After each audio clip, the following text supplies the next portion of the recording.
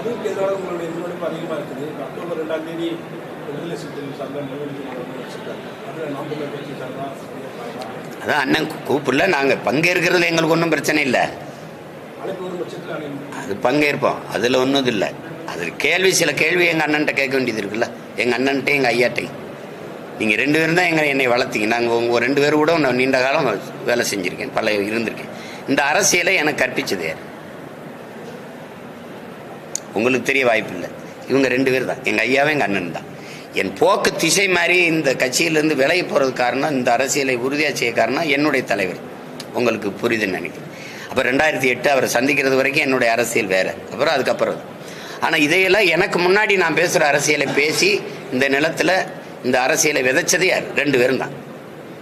எங்கள் ஐயாவுக்கு சாதி வாரி கணக்கெடுப்பு எடுத்து குடிகளின் எண்ணிக்கைக்கு ஏற்ப இடஒதுக்கீடு கொடுக்கணுங்கிறது எங்கள் ஐயா கோட்பாடு. அதுதான் எங்கள் அண்ணனுக்கும். மதுவை ஒழிச்சிடணும் அப்படின்னு. நீங்கள் அதிகமாக உழைக்கும் மக்கள் குடிக்கிறது யாருன்னு தெரியும். அதிகமாக படையாச்சி பறையர் தான். வட மாவட்டத்தில் 2 சமூகம் தான், 2 பேரும் நம்ம பிள்ளைய தான் குடிக்கிறாங்க. இதில் தடுக்க வேண்டிய பொறுப்பு இருக்குது, 2 பேருமே இருக்கு. ஆனால் ஒரே ஒரு இது, மதுக்கடையை மூடுறது யார்?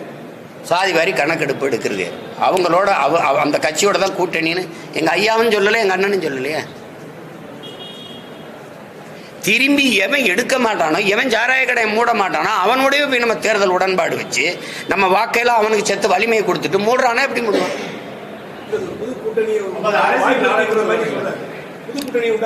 அதே அவ்வளவுலாம் பெரிய வார்த்தை. புது கூட்டணி மதுவுக்கு எதிராக சாதி வாரி கணக்கெடுப்பு எடுக்காதுங்க பாரதிய ஜனதா. அது கோட்பாட்டுக்கு எதிரானது, பொருளாதார அடிப்படைக்கு போயிடுச்சு. உங்களுக்கு இடஒதுக்கீடுங்கிற கோட்பாடே அதே நேருக்கும் அண்ணல் அம்பேத்கருக்கு நடந்த தர்க்கங்களே அறிவார்ந்த பெருமக்கள் நிறைய அறிவிங்க. பொருளாதார அடிப்படையில் இடஒதுக்கீடுங்கிற பேச்சுக்கே இடம் இல்லை. இந்த தெருவில் சீமான் நடக்கக்கூடாதுங்கிறது, ஏழைங்கிறது இல்லை.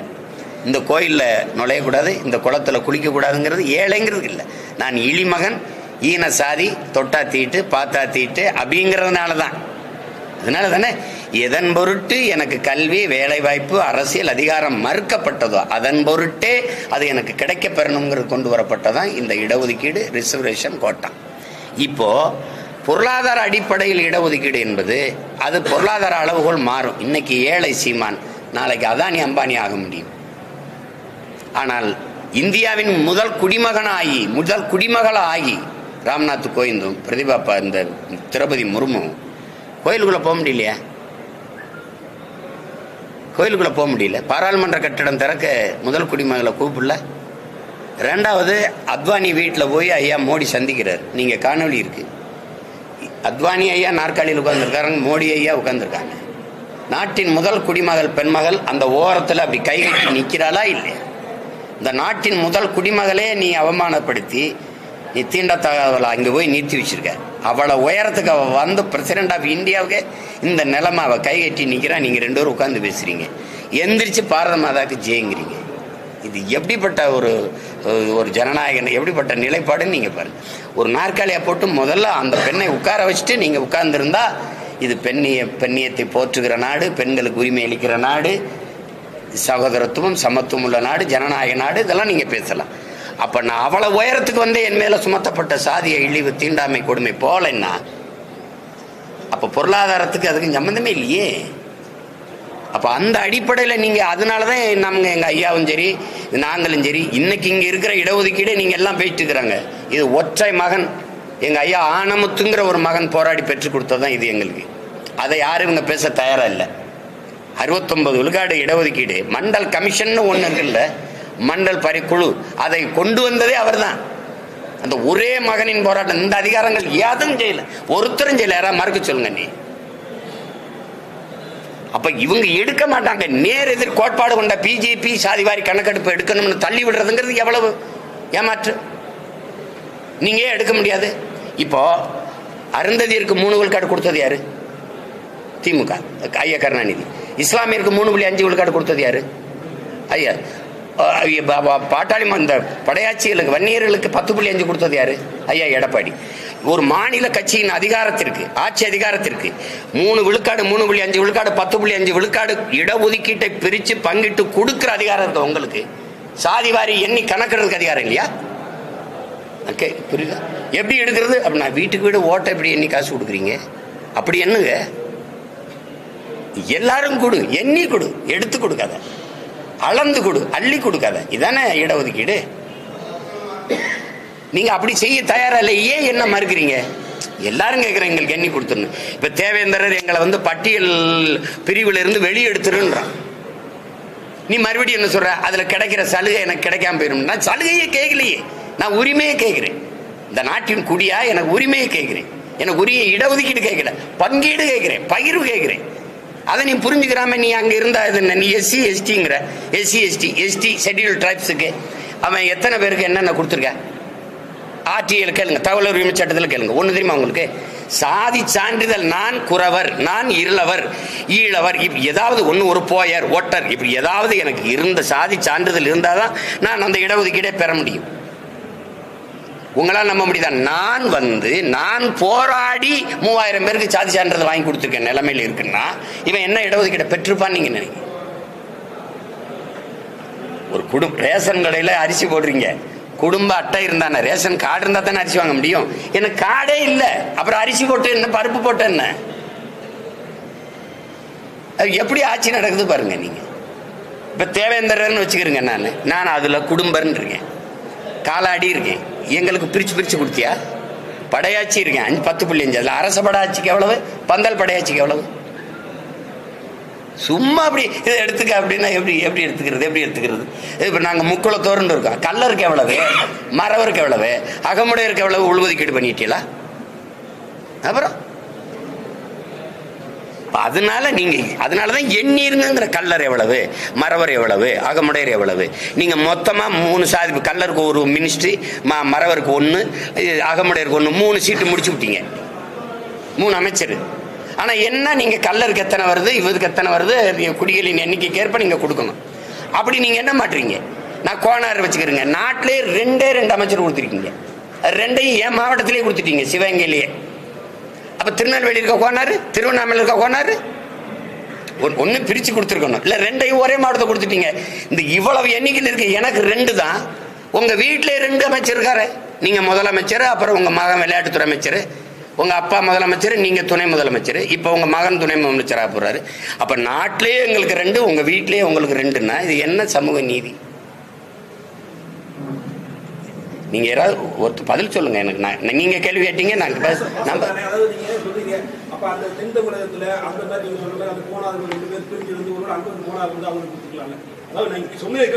ஆமா, நீங்க திருநெல்வேலியில கோனார் நாங்க இருக்கும்ல. இப்ப எங்க மாவட்டத்தில் ஐயா கண்ணப்பன்னு கொடுத்தீங்க, இல்ல ஐயா பிறகு அந்த பெரியார்பன்னு கொடுத்தீங்க. ஒன்னு கொடுத்துட்டு திருநெல்வேலியில ஒரு கோனார் கொடுத்து விடுங்க. இல்ல திருவண்ணாமலையில கோனார் இருக்காங்க, எங்கால இருக்காங்க, அவனுக்கு ஒண்ணு கொடுத்து விடுங்க. அதிகாரத்தை பரவலாக்கி, நிர்வாகத்தை பரவலாக்கி நீங்க தானே எல்லா இடத்துக்கும் போகும். இங்க ஒரே மாவட்டத்துக்குள்ள 2 அமைச்சரை கொடுத்து விட்டீங்கன்னா என்னங்கய்யா? அப்ப நீங்க செய்ய மாட்டீங்க, நாங்க கேள்வியும் கேட்க கூடாது. எப்படி இது? 26 தேர்தலுக்கான முன் தயாரிப்பு தான் அது. உள்ளாட்சி தேர்தல் வர இருக்குது. இப்போ திருப்பி இது சட்டமன்ற தேர்தல் எதிர்கொள்ள இருக்கும். இப்போ அதுக்கு எப்படி வேலை செய்கிறது, வேட்பாளர் தேர்வு, எந்தெந்த தொகுதி யாராவது போட்டிடுறது, இதெல்லாம் முடிவு பண்ணுறதுக்கான ஒரு களமாகவும் அது காலமாகவும் வச்சு பயணிச்சுக்கிட்டு இருக்கோம். இப்போ ஒரு பகுதியாக செய்கிறோம். இந்த 2 ஆண்டுக்குள்ளே 2 முறைக்கு மேலே பயணம் செஞ்சிடணும்னு நான் நினைக்கிறேன். அதுக்கு அந்த பயணத்தில் ஒரு தொடர்ச்சியாக இன்னைக்கு விருதுநகர்.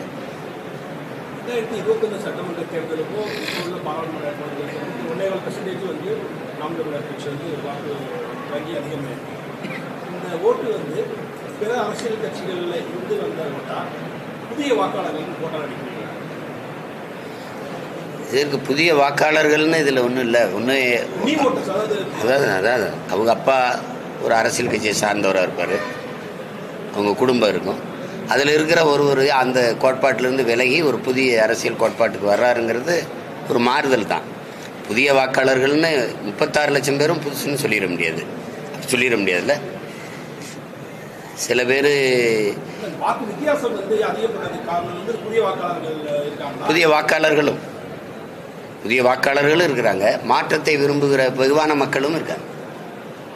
2026 எலெக்ஷன்ல கட்சி உள்ள வருது. அப்படி வரும்போது புதிய வாக்காளர்களுடைய வாக்கு பிரிவு வந்து இந்த அளவில் இருக்கும். அது அப்படி சொல்ல முடியாது. இது கருத்தியல் தான் நீங்கள் பார்க்கணும். ஏன்னா இவ்வளோ பெரிய ஆட்சி அதிகாரங்கள் இருந்த கட்சிகளை தாண்டி இங்கே எப்படி கட்டமைக்கப்படுது அரசியல்னு நீங்கள் ஆழ்ந்து பார்க்கணும். இப்போ எங்கள் அண்ணன் தமிழரசன் அவர்கள் இருக்காங்களே, அவங்க சொல்கிறாங்க மது, சாதி, மத, போதை இது மூன்றும் ஒரு புரட்சிகர அரசியலை, ஒரு நல்ல அரசியலை முன்னெடுப்பதற்கான பெரிய தடையாக இருக்குங்கிறாங்க. அதை அழிக்கிற ஒரு கொடும் கருவியாக இருக்குங்கிறாங்க. அந்த மாதிரி இடத்துல நீங்கள் சாதி, மதம், சாராயம், பணம், அதை மீறி திரைக்கவர்ச்சி, இது 5 பொது எதிரிகள் இருக்கிறத நீங்கள் பார்க்குறீங்க. அதுக்கு மேலே ஊடகங்களின் பங்கு ஊடகம் ஒரு நல்ல அரசியல் வரணும், ஒரு நல்ல கருத்தியல் கோட்பாட்டை முன்வைக்கிற அரசியல் கட்சி வரணுங்கிற எண்ணம் அது கிடையாது. அவர் காசு எவ்வளோ கொடுக்குறாரு, இவர் முந்துறாரு, இவர் பிந்துறாரும்பாங்க. முந்துறவர் 2000 கொடுத்துருப்பாரு, பிந்துறவர் 1000 கொடுத்துருப்பாரு. இதுதான் இதை ஆனால் எல்லா இதுகளும் ஊழலை ஒழிப்பம்பாங்க, லஞ்சத்தை ஒழிப்பம்பாங்க. ஊழல் லஞ்சத்துக்கான விதையே வாக்குக்கு காசு கொடுக்கறதுல தான் ஊண்டப்படுது, அது எல்லாருக்கும் தெரியுது. இப்போ அந்த மாதிரி ஒரு நல்ல அரசியலை உருவாக்கணுங்கிற நோக்கம் இந்த காரணிகளுக்கு கிடையாது. அதுக்குள்ளே இப்போ எங்களுக்கு எந்த பின்புலமும் இல்லை. நீங்கள் பார்க்குறீங்க, இதில் எங்களுக்கு பொருளாதார வலிமையும் இல்லை. 50 கோடி செலவு பண்ண பாராளுமன்ற தேர்தலில் நாங்கள் 6 தொகுதிக்கும் சேர்த்து 5 லட்சம் தான் செலவு பண்ணியிருக்கோம். துண்டறிக்கை கொடுத்துருக்கோம். எங்களுக்கு கூட கொஞ்சம் காசு இருந்தால் 1 லட்சம் துண்டறிக்கையை 2 லட்சம் ஆக்கியிருக்கோம். இப்போ இந்த அளவுக்கு தான் நாங்கள் வேலை செய்கிறோம். ஆனால் இதுக்குள்ளே தேடி 6 தேர்தலாக ஒரு சின்னத்தை சந்தித்தேன் நான். ஒரு சின்னத்தை அதுக்கு முன்னாடி வேற ஒரு சின்னம் கொடுத்தாங்க, அப்புறம் ஒரு சின்னம் கொடுத்தாங்க. அந்த சின்னத்தை கொண்டு போய் சேர்த்து உங்களுக்கு தெரியும் 1 விழுக்காடு தான் எனக்கு அங்கீகாரத்துக்கு, 7 விழுக்காடு வச்சுருக்கேன். அந்த ஏறும்போது குறவழி நடித்து கீழே தள்ளி விட்ட மாதிரி அந்த சின்னத்தை எடுத்துக்கிட்டு இவ்வளோ பேருக்கு அதே சின்னத்தை கொடுத்த இந்த தேர்தல் ஆணையம் எனக்கு மட்டும் எடுக்குது பாருங்க. உங்களுக்கு காரணம் என்னன்னு புரியுது. ஃபர்ஸ்ட் கம் ஃபர்ஸ்ட் சர்வ்ன்றாங்க அவங்க.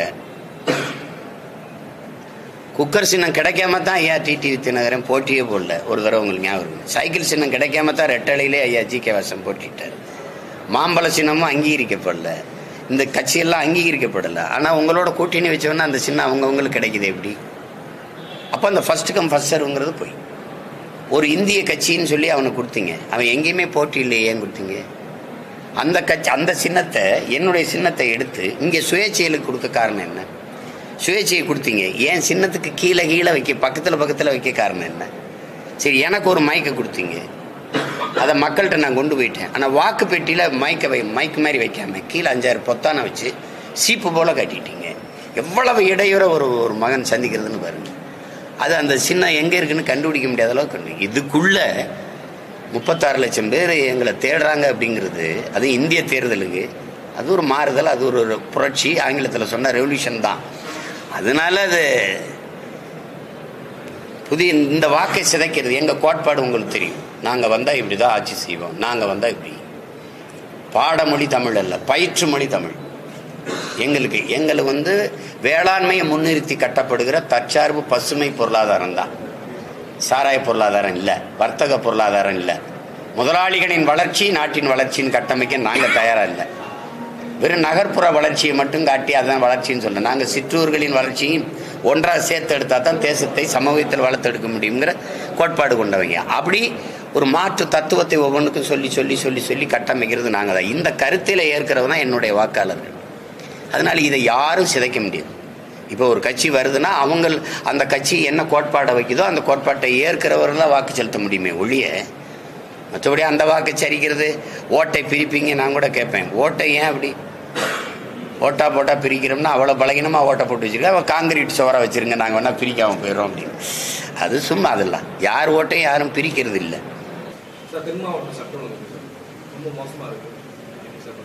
நீங்களே சொல்லிட்டீங்க. அது இப்போ நீங்கள் சட்டம் ஒழுங்கு விடுங்க. இப்போ நான் போன தடவை தாத்தா தெய்வ திருமகன் முத்துராமலிங்க தேவர் நினைவிடத்துக்கு வணக்கம் செலுத்த வந்தேன். மொத்தம் 7500 காவலர்களை நிறுத்தியிருந்தாங்க. அவங்க தான் சொன்னாங்க 7500 பேர் பட்டு ஹைலி ப்ரொடெக்ட் பண்ணிட்டோம் நீங்கள். ஆனால் என்ன பண்ணீங்க நீங்கள்? எல்லாம் ஒரு பந்தல சாலை ஓரத்தில் போட்டு காவலர்களை எல்லாம் நிறுத்தி உயரதிகாரி இருந்துக்கிட்டீங்க. அந்த சின்ன பிள்ளைய பூரா அந்த வெயிலில் காஞ்சி நின்றுக்கிட்டு இருந்தாங்க, பெண்கள் ஆண்கள் எல்லாம். இப்போ நிற்கிறாங்க, இந்த நேரத்து நின்னாங்க. நிற்கும்போது நாங்கள் எங்கே மக்கள் அடர்த்தியாக குவிகிற இடம் இருக்கோ அங்கே நீங்கள் வர்றதே இல்லை, எங்களை கொண்டு விட்டுறீங்க. ஆனால் அப்படி உயர்ந்த அதிகாரத்தில் இருக்க உங்களை அப்படி இப்படி அனுப்புவீங்களா, உங்கள் முறையாக கொண்டு போய் வணங்க விட்டு திருப்பி விட்டுவீங்க, எங்களை விட்டுருவீங்க. ஆனால் 7500 பேர் அப்போ எதுக்கு? அந்த கூட்டத்துக்குள்ள பிதுங்கி சாங்கடானுங்கிறதுக்கா? பேரன்பு கொண்டு உணர்வு வயப்பட்டு அப்படி எங்களை அப்போ அவங்க தள்ளி முள்ளி ஒரு இதாக ஆகுதுன்னா அது யார் பொறுப்பு இருக்கிறது? சீமான் போகும்போது பிரச்சனை, அல்லது டிடிவி ஐயா போகும்போது, அப்போ ஓபிஎஸ் போகும்போதோ, அல்லது எடப்பாடி போகும்போது பார்க்குறீங்க ஒரு பிரச்சனையெல்லாம் அதுக்கு என்ன மாதிரியான நிர்வாகம் அது?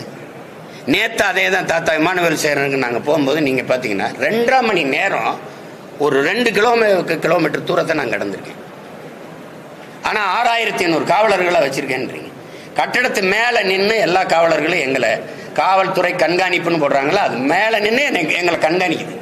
எப்படி பிதுங்கி எவ்வளோ நசுங்கி சீமான் போகிறாரு அப்படின்ட்டு உண்மையிலே வேதனையாக இருக்குது. அதை தான் அண்ணன் செல்வ பிறந்தையோட சொன்னாங்க. நீங்கள் ஒரு வழி பண்ணி கொடுத்து எங்களை கொண்டு போய் வழி விட்டா ஒரு 10 நிமிஷத்தில் நாங்கள் வெளியேறிடுவோம். 2.5 மணி நேரம் ஆகுதுங்க. அப்போ 6500 பேர் இங்கே குவிச்சு பயன் என்ன? அப்போ அது அந்த சட்டம் ஒழுங்கு நீங்கள் அந்த இடத்துல ஒரு தள்ளி விட்டாங்க, ஒருத்தர் விழுந்துட்டாரு, மயங்கிட்டாரு, ஒரு குறவழியில் மிச்சிருச்சு, நெஞ்சில் மிச்சிருச்சு, அல்லது ஏதோ உயிர் சேதம் ஆயிடுச்சு.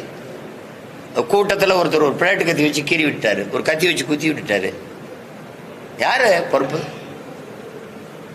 போய் எப்படியோ போங்கடா அப்படின்னா. அப்படி நீங்கள் போகும்போது, அல்லது உங்கள் மகனார் ஐயா சின்னவர் அவர் போகும்போது, இல்லை பெரியவர் ஐயா நீங்கள் போகும்போது இப்படி தான் நிற்க விடுவீங்களா?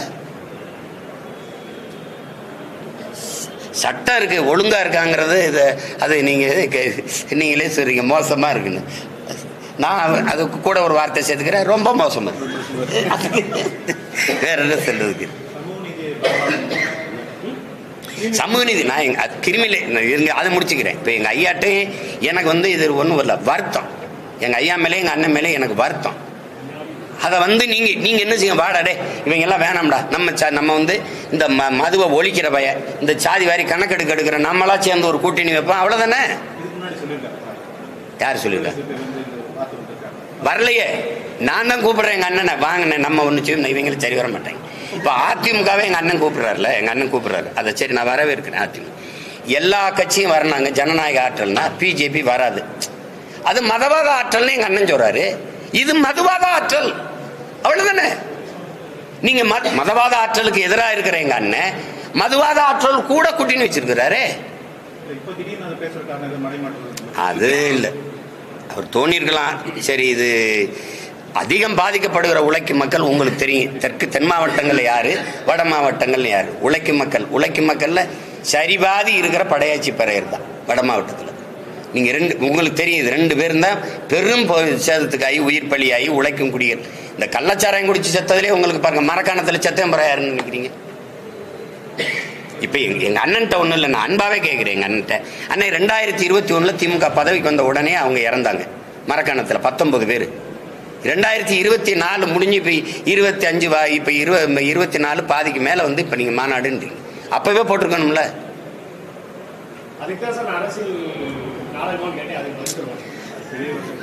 அது அவ்வளவுலாம் சொல்லாதீங்க, ஏன் நாடகம், அது அவ்வளவுலாம் சொல்லாதீங்க. சொல்றேன், எங்க அண்ணன் இந்த முடிவை காலம் தாழ்த்திட்டாருன்ற, காலம் தாழ்த்தி எடுக்கிறாரு, அது கஷ்டமா இருக்குன்ற. கொண்டு வந்து எங்க ஐயாட்ட இருக்கிற கொள்கையில, உயிர்ப்பு கொள்கையில் இந்த சமூக நீதியும் இந்த மதுவுக்கு எதிரான இந்த சாராய படுகொலைக்கு எதிரானது தான். இதில் 2ல எங்க ஐயா பாருங்க, பொருளாதார அடிப்படையில் இடஒதுக்கீட எங்க ஐயா ஏற்று அமைதியாயிட்டாங்க.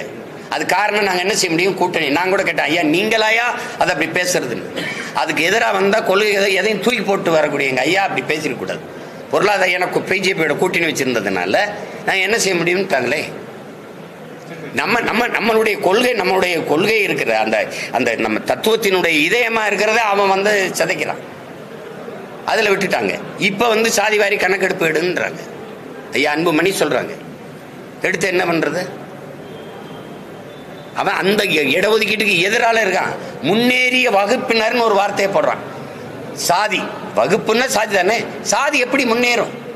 ஒருத்த கல்வி பெற்று வேலை வாய்ப்பை பெற்று அதுக்குரிய ஊதியத்தை பெற்று வருவாய் பெருக்கி அது பொருளாதாரத்தில் மேம்படுவதற்கு 16 வளர்ச்சி. யாரு எது பொருளாதார அப்படி பேசாதீங்க. அந்த இடஒதுக்கீடு முறையை அப்படி கொண்டு வரப்படல. பொருளாதார அடிப்படையில் முன்னேறிய சாதி ஏன் சொல்ற? நீ யார்? நீ அப்படி சொல்ல நீ உச்சாணி கொம்புல இருந்துக்கிறவா, நான் ஏறி வந்து ஊட்டி விடணுமா? இறங்கி வாடா, கிளைக்கு வாடா, அடிமரத்துக்கு வாடா, வேருக்கு வாடா, கீழே வா. நான் எஃப்சியா தான் இருப்பேன். நான் பிசி எம்பிசிக்கெல்லாம் வரமாட்டேன். நாங்க most backward OBC other backward கம்யூனிட்டியில் நாங்க இருப்போம். அப்ப சரி, மற்ற மாநிலங்கள் எல்லாம் எங்களுக்கு ஏதாவது இருக்குதா? அதர் பேக்வேர்டு எங்களுக்கு ஏதாவது இருக்குதா? சொல்லுங்க, எங்களுக்கு ஏதாவது இருக்குதா? இதே எஸ்சி எஸ்டியில் எங்களை எந்த மாநிலமாவது வச்சிருக்கா? 1.25 கோடி கர்நாடகாவில் இருக்கோம் நாங்க. எங்களுக்கு எஸ்சி எங்களுக்கு இருக்கா? 36 லட்சம். நீங்க இங்க இருக்கிற எண்ணிக்கை விடுங்க, பிறகு நாங்க 36 லட்சம் மகாராஷ்டிராவில் இருக்கோம். எங்களுக்கு என்ன கொடுத்துருக்க? நாங்க ஓபிசி அதர் பேக்வேர்டு. எங்களுக்கு என்ன கொடுத்துருக்க? ஒரு இடம், ஒரு எது? ஒன்றும் இல்லையே. பொருளாதார அடிப்படையை பேசவே பேசாதீங்க நீங்க. பொருளாதார அடிப்படையில் நீ பொருளாதாரத்தில் பின்தங்கி வேணா, அது கிடையவே கிடையாது. அப்புறம் நீ சாதி வகுப்புல முன்னேறிட்டேன்னா, சாதியை ஏற்றதாழ்வுகளற்ற சமத்துவ சமூகம் படைக்கணுங்கிறது தானே இதை கொண்டு வரிய. நீ முன்னேறிய சாதினா அவன் கொம்ப வச்சு குத்திக்கிட்டே இருக்க மாட்டானா? நான் எஃப்சி, நான் உயர்ந்த சாதியாவே இருப்பேன், எனக்கு எல்லாம் கிடைச்சிரும்னா அப்புறம் எப்படி சாதி வேறுபாடற்ற சமத்துவம் உருவாகும்? இதுக்கு பதில் இருக்கு அவங்க கிட்ட. சாதியை ஏற்றதாழ்வுகளற்ற சமத்துவம் இப்படி உருவாகும். அண்ணல் அம்பேத்கர் சொல்றது, சாதியை ஏற்றதாழ்வுகளை வைத்துக் கொண்டு சமூக முன்னேற்றம் மேம்பாடு என்று பேசுவது மலக்குழியின் மேலே போடுகிற மல்லிகை பந்தலுக்கு சமம்ங்கிறார். சாக்கடையின் மேலே நீ போடுற சந்தன மாலைக்கு சமம்டாங்கிறார். இதுக்கு பதில் இருக்கா? அப்புறம் எப்படி நீ ஏற்றதாழ்வை ஒழிப்ப? நான் உயர்ந்தவனாவே இருப்பேன், எனக்கு எல்லாம் கிடைச்சிரும் அப்படின்னா நான் கீழே கிடைக்கிறவன் கீழே தான் இருக்கணும். நான் மேலே ஏறி வந்து என்ன பயன் இருக்குது? எப்படி வர முடியும்? கிரிமி லேயருங்கிறத எப்படி நீங்க ஏற்கிறீங்க? கிரிமி லேயர் இப்ப எங்க அப்பா படிச்சுட்டாரு, இடஒதுக்கீட்டில் படிச்சுட்டாரு, ஐஏஎஸ். திடீர்னு இறந்துட்டாரு, அப்பா ஐஏஎஸ் ஆயிட்டாரு, அதனால எனக்கு இடஒதுக்கீடு இல்லைன்னா, இத்தனை ஆயிரம் ஆண்டுகளா கல்வி மறுக்கப்பட்ட சமூகத்தில் நான் பிறந்த அரணியூர்ல 5வது பட்டதாரி நான். அப்படின்னா எங்க கிராமத்துக்கு கல்வி எப்போ வந்து சரி, எங்க அப்பாவுக்கு மட்டும்தான் கையெழுத்து போட தெரியும் எங்க குடும்பத்தில். எங்க அம்மாவுக்கு நாங்க வந்து கற்பிச்சோம். இப்ப நானும் நீனும் ஒன்னா கிருமி லேயர்னா எனக்கு வேலை வாய்ப்பு கிடைச்சிருச்சு அப்படின்னா, எங்க ஐயா இளையராஜா பையனுக்கு இடஒதுக்கீடு கூடாதா? சொல்லுங்க. எங்க அப்பா பாரதி ராஜா பையனுக்கு இடஒதுக்கீடு கூடாது, என் தம்பி மனோஜுக்கு அவன் பிள்ளைகளும் இருக்கக்கூடாது. உங்க அப்பா நல்லா முன்னேறிட்டாரு இப்படியா? அப்புறம் இங்க பொருளாதாரம் நீங்க இந்த சாதி முன்னேறிடுச்சா, உனக்கு அப்புறம் அதுக்கு இடஒதுக்கீடு? உனக்கு அதுக்கு நீங்க கேட்கிற? திடீர்னு எங்க அப்பா விபத்துல இறந்துட்டாரு, அப்புறம் நான் திறன் அடிப்படையில் தான் போட்டிட்டு வரணும்னா, எத்தனை ஆயிரம் ஆண்டுகளா எனக்கு கல்வியே வரலையே, இப்பதான் நான் படிக்கவே ஆரம்பிக்கிறேன். அதுல கிருமி லேயர் இதுக்குள்ள கொண்டு வா, அதுக்குள்ள கொண்டு வா, இது எப்படி இருக்கிறது? சமமான கல்வி இருக்கா? நகர்ப்புறத்தில் இருக்க கல்வி, கிராம சிற்றூர்கள் இருக்கா? விருதுநகர் ராஜபாளையத்தில் நீங்க படிக்கிற கல்வி சென்னையில் இருக்கிற கல்விக்கும் ஒன்று சமமா இருக்கா? கேந்திர வித்யாலயா, நவோதயா, சிபிஎஸ்சி பாடத்திட்டம் உங்ககிட்ட இருக்கா? நான் கேட்கறதுக்கு பதில் சொல்லுங்க ஐயா. முதல் தர ஏ கிரேட் ஆசிரியரை எங்க பணியமர்த்துறீங்க? சி கிரேட் ஆசிரியரை எங்க பணியமர்த்துறீங்க? உங்க நாடு சொல்றது ஸ்மார்ட் சிட்டி, ஸ்மார்ட் வில்லேஜ் இருக்கா? நீ கான்சன்ட்ரேட் பண்றது, நீ கவனம் செலுத்துறது நகர்ப்புற வளர்ச்சியை, சிற்றூரின் வளர்ச்சியை ஏறிட்டு பாக்குறியா? ஏறிட்டு பாக்குறியா? நீ எங்களுக்கு குடிநீர், மின் வசதி, சாலை வசதி, அடிப்படை சுகாதார வசதி, எதை பத்தியாவது நீங்க கவலைப்பட்டிருக்கியா? அப்புறம் பசுமாட்டை பத்தி கவலைப்படுவ, எங்களை கவலைப்படுவியா?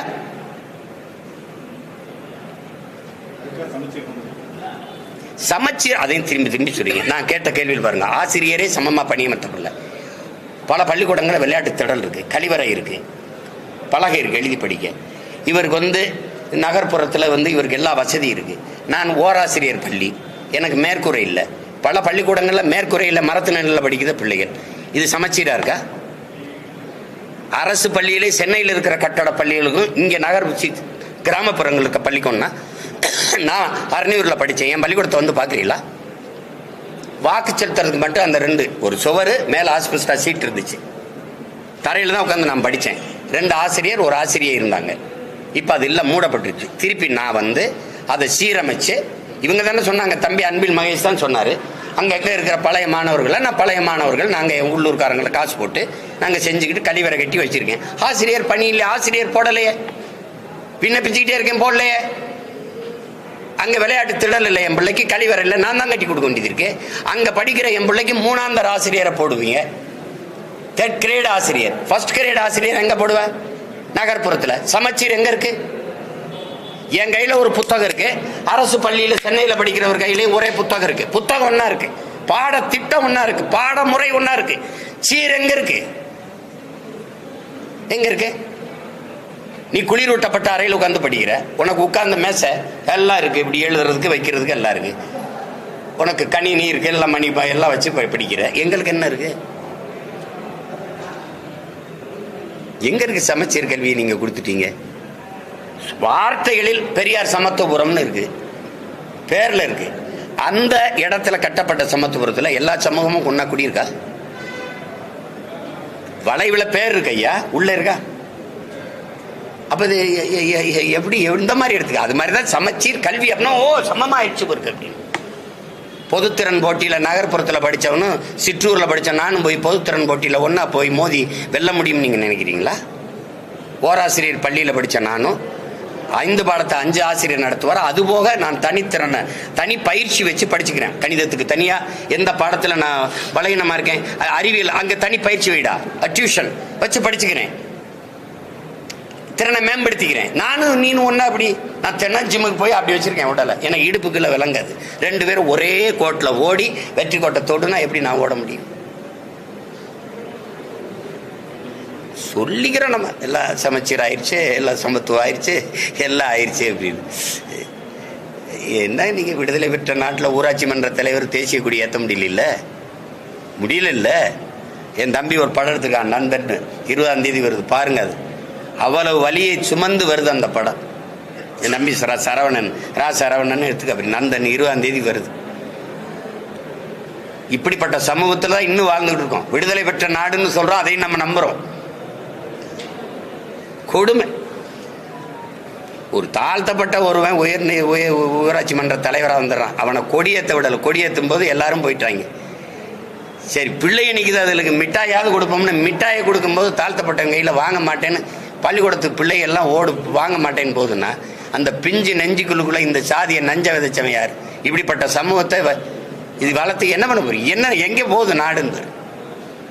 அப்புறம் நான் இடஒதுக்கீடு கேட்டா வகுப்பாரி பிரதித்துவம் தாடான்னா அவன் என்ன பண்ணுவான்றீங்க? ஏழைன்றீங்க. அவன் எந்த கொடுமையோ போங்க. வேற ஏதாவது கேளுங்க. என்ன சொல்லு? ராஜபாளையம் நகராட்சியோட 9 ஊராட்சியை இணைத்து வந்து மாநகராட்சியை தலைமையிட்ட போறதா ஒரு அறிவிப்பு உத்தரவு அதுக்கான சாத்தியம் ஆராய்கள். இதனால வந்து கிராமப்புறங்களுடைய சுயாட்சி பாதிக்கப்படும் எனக்கு ஒன்றும் இல்லை. எனக்கு இந்த ஊராட்சி ராஜெல்லாம் எனக்கு வந்து இது இல்லை. நான் ஆட்சிக்கு வந்தால் ஊராட்சி ராஜ்யம் உள்ளாட்சியெலாம் இருக்காது, அது செய்ய மாட்டேன். எம்ஜிஆர் செய்யலை. எனக்கு ஒரு கோட்பாடு இருக்குது, நான் பார்க்குறேன். நான் அங்கே இருந்து வளர்ந்து வந்ததுனால என் மக்களை வந்து ஓர்மைப்படுத்த விடாமல் சிற்றூர்களில் சாதிய வன்மத்தை ஏற்படுத்தி அதை பிளந்து பிரித்து போட்டு ஒரு தாய் பிள்ளைகளாக வாழுகிற சமூகங்களை கூறு போடுறதுல இது ஒரு பெரிய பங்கை வகுக்குதுன்னு நான் நினைக்கிறேன். நானே வேறு வரைக்கும் தண்ணி ஊற்றும் போது அங்கே ஒரு வேலைக்காரன் தேவையில்லைன்னு நினைக்கிறேன். நான் நல்லாட்சி கொடுக்கும்போது அங்கே இதுக்கு ஒரு உள்ளாட்சி மாவட்ட ஆட்சியர் வட்டாட்சியர்லாம் என்ன பண்ணுறாரு? நான் ஒரு நலத்திட்டம் போடுறேன்னா அதை செயல்படுத்துறதுக்கு தானே அந்த மாவட்ட ஆட்சியர் வட்டாட்சியர் வச்சுருக்கேன், இவ்வளோ அதிகாரி இருக்கான். அப்புறம் அங்கே கவுன்சிலராக இருக்கவன் என்ன அப்படியே கரபடியாத கை காந்தியின் வாரிசுகளா இல்லை காமராஜின் பேரங்களா? சொல்லுங்கள், என்ன பண்ணுறீங்க நீங்கள்? சொல்லுங்கள் தம்பி, என்ன நடக்குதுன்னு சொல்லுங்கள். அதை விட வேலை என்ன இருக்கு? நான் வந்தவது பார்க்காம இருக்க சொல்லுங்க பார்ப்போம். பார்க்காம இருக்க சொல்லுங்க. 8 அமைச்சரை வச்சு இவ்வளவு பெரிய நாடு அன்னைக்கு பிரிக்கப்படாத அந்த சேர்த்து ஆண்டார்ல காமராஜர். 8 அமைச்சர் தானே. அவர் காலத்துல தான் இந்த நாடு வளர்ந்துருக்கு. அவர் 9 ஆண்டு காலத்துல வளர்த்தெடுத்ததை மீதி 60 ஆண்டுகள் அவர் வளர்த்துருக்காங்களான்னு மட்டும் ஒரு சான்று சொல்லுங்க. அவர் கட்டியதான் பள்ளிக்கூடம், அவர் கட்டினதான் அணை, அவர் போட்டதான் சாலை, அவர் கொண்டு வந்ததான் தொழிற்சாலை. ஏதாவது இருக்கா? அவர் பல அணைகளை கட்டினாங்க, நீங்க எல்லாம் பல துணைகளை கட்டினீங்க. வேற என்ன பண்ணீங்க? மாதாவரத்தில் ஒரு பால் பண்ணையை கொண்டு வந்தார், ஒரு பால் பண்ணை பால் பண்ணை தயாரிக்கிறதுக்கு கொண்டு வந்தார். நான் அதை அரசு பணியாக மாற்றுவேன்னு சிரிக்கிறீங்க. அவர் கொண்டு வரும்போது அந்த பண்ணையில் வேலை செஞ்சவெல்லாம் யாரு? அது அரசு பணி தானே. அதை ஏன் மூணு ஆவின் பால் விற்கிற? எங்க மாட்டுப்பால் விற்கிறீல்ல, மாடங்க பதில் வச்சிருக்கீல்ல? ரேஷன்ல அரிசி போடுவியா? விவசாயம் எங்க இருந்து அரிசி வருதுன்னு கேளுங்க. என்கிட்ட கேள்வி வைக்கிறீங்கல்ல, ரேஷன்ல அரிசி போடுறீங்களா, அந்த அரிசி எங்கிருந்து வருதுன்னு கேளுங்க. நீங்க சாராய போத்தல்களை இந்த டாஸ்மார்க் சரக்கை பாதுகாக்கிற குடோன் எப்படி, சிற்றூர்களை விளைய வைக்கிற வேளாண் பெருங்குடி மக்கள் செய்கிற அத்தியாவசிய உணவுப் பொருளை வாங்கி சேமிப்பு கிடங்கள் வைக்க நீங்க எத்தனை சேமிப்பு கிடங்கு வச்சிருக்கீங்க? நீங்க பாக்குறீங்களா இல்லையா? தெருவில் போட்டு அப்படியே மேல தார்பாயை போட்டு மூடி மழை பெஞ்சவனா முளைச்சி நாசமாகிறத நீங்க பாக்குறீங்களா இல்லையா? அப்ப உலகத்துக்கு சோறு போட உழவர்குடியின் மதிப்புக்கு நீ உழைப்புக்கு நீ இவ்வளவுதான் மதிப்பு கொடுக்குற. அப்புறம்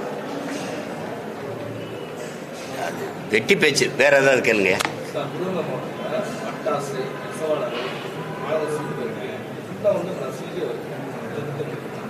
நசுங்கிக்கிட்டே வருதா?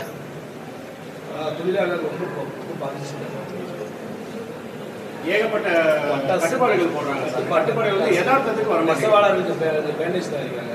நெசவாளர் நூலுக்கு கிடைக்க மாட்டேங்குது. சரியா? அது வந்து அந்த நூல் விலையேற்றம், மின்சார அதுவாகவே சொல்லணும்.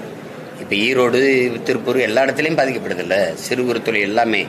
காரணம் அந்த சொத்து வரியும் மின்கட்டண உயர்வும் வந்து பெரிய அளவுக்கு பாதிக்குது.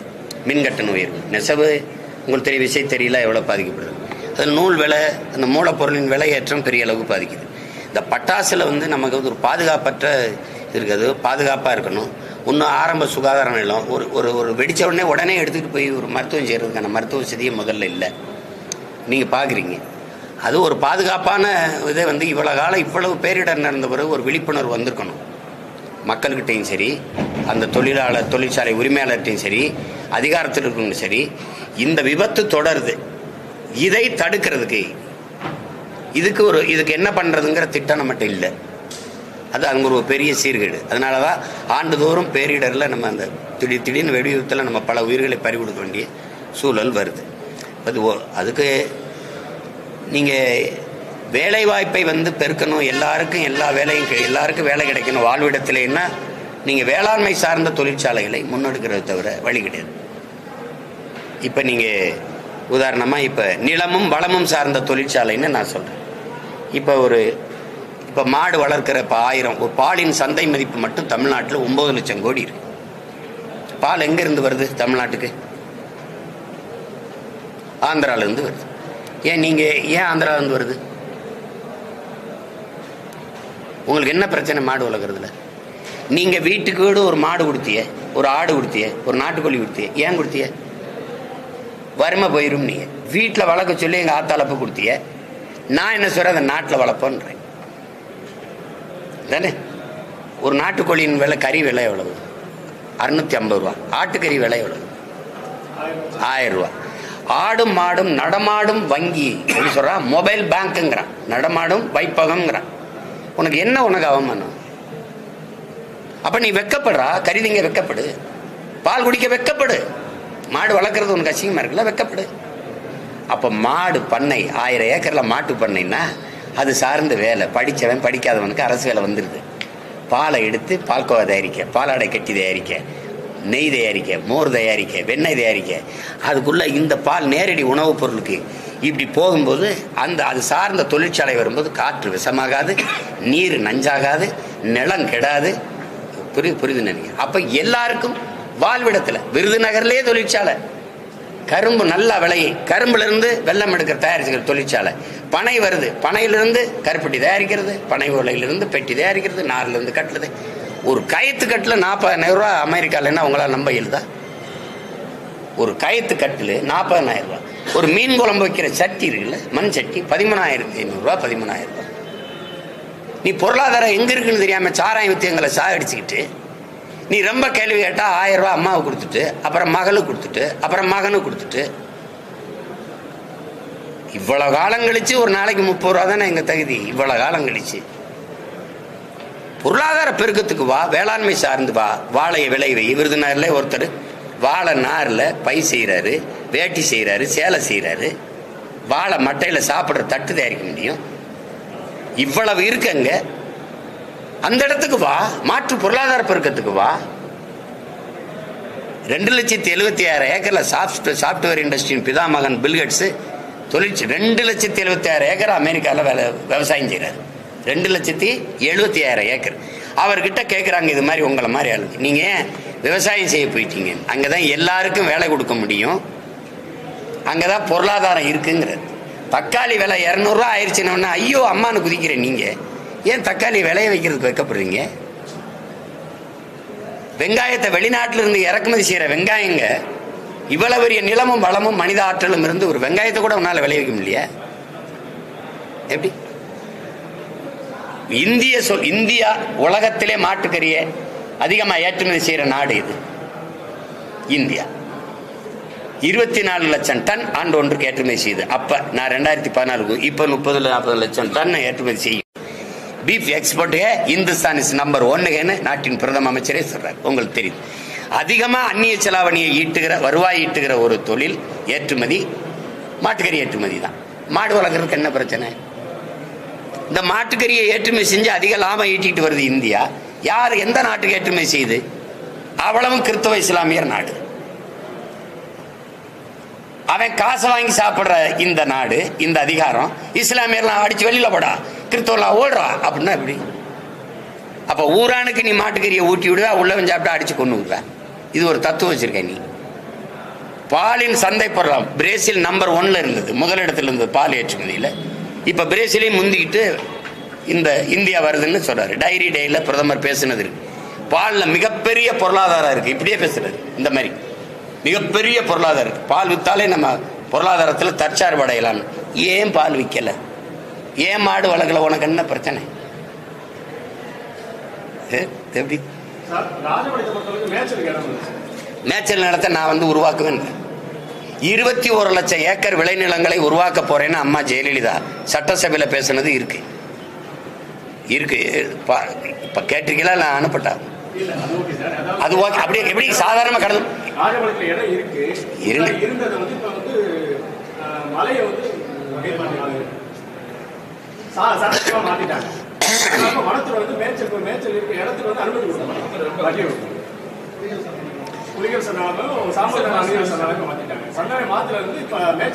இத மேய்ச்சல் நிலமா மாத்துறதுக்கு எவ்வளவு நாள் ஆயிரும் நினைக்கிறீங்க? மேய்ச்சல் நிலம் இருக்கு, மேய்ச்சல் நிலம் உருவாக்கப்படும், அனுமதி தரப்படும். ஒரு 17 மாசம் பொறுத்துருங்க. எல்லாம் சரி பண்றேன். You don't worry, be happy.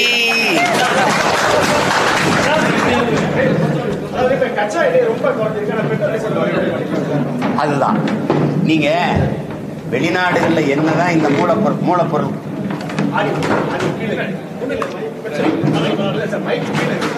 இல்ல நீங்க என்னதான் மூலப்பொருள் குறைஞ்சாலும் இப்ப நம்மளை விட சின்ன சின்ன நாடுகள்ல பெட்ரோல் டீசல் விலை குறைவா இருக்குங்கிறது ஒத்துக்கிறீங்களா? ஒத்துக்கிறீங்க. நமக்கு என்ன பிரச்சனையா நம்ம ஏற்றுக்கொண்ட பொருளாதார கொள்கையில் நமக்கு இருக்கிற சிக்கல் என்னன்னா, இந்த மூலப்பொருளின் விலை குறைஞ்சாலும் கூட இங்க குறையாத காரணம் எண்ணெய் நிறுவனங்கிற விலையை தீர்மானிச்சு கொள்ளலாம்னு நம்ம ஒரு ஒப்பந்தம் போட்டோம் பாத்தீங்களா? அதனாலதான் இது குறைக்க முடியல, ஒரு சீருக்கு கொண்டு வர முடியல. அவனுக்கு ஜிஎஸ்டியும் போட மாட்டீங்க நீங்க. ஏன்னா அது அம்பானிட்டு இருக்கு, இது அதானிக்கிட்டு இருக்கு. சரக்கு மற்றும் சேவை வரின்னு பேர் அதுக்கு. ஆனா சரக்குக்கு மட்டும் இல்லை வரி. அப்ப இது யாரு? முதலாளிகளுக்கான நீங்க பொருளாதார கொள்கையை வகுக்கும் போது, அவங்க லாப தேவைக்கான திட்டங்களை, சட்ட வரைவுகளை கொண்டு வரும்போது இது பாதிக்கப்படுது. அதான் பிரச்சனை. அவன் மூலப்பொருளை ரொம்ப குறைச்சாலும் இவன் அதே விலையில வச்சிருக்கிறது காரணம் அதான். அவன் குறையும் போது இவன் குறைக்கணும்ல, அவன் குறைக்க மாட்டான். ஏன்னா இது முதலாளியின் லாபத்துக்கு உருவாக்கப்பட்ட பொருளாதார கொள்கை. அதான் பிரச்சனை. அது என் கட்டுப்பாட்டில் இருந்துச்சுன்னு வச்சுக்க, அரசின் கட்டுப்பாட்டில் இருந்ததுன்னா மக்களை பாதிக்குதுன்னு நான் பதறுவேன், குறைப்பேன். அப்படி இல்லையே. நீங்க ஒரு சொத்து வரியை கூட்டிட்டீங்க, மின்கட்டணத்தை கூட்டிட்டீங்க, 1000 ரூபா கொடுத்து நான் என்ன பண்றது? இப்போ ஒரு கடை வாடகைக்கு எடுத்திருக்கேன், நான் வாடகை வீட்டில் குடியிருக்கேனே வச்சுக்கிருவோம். இந்த சொத்து வரி வாடகை வீட்டுக்காரரு சொத்து வரி கட்ட அவர் கையில இருந்து போட்டு கட்டுவார், அந்த வாடகையை கூட்டி கட்டுவார், வாடகை உயர்த்தி கட்டுவார். இப்ப மின் கட்டணம் உயர்ந்துருது.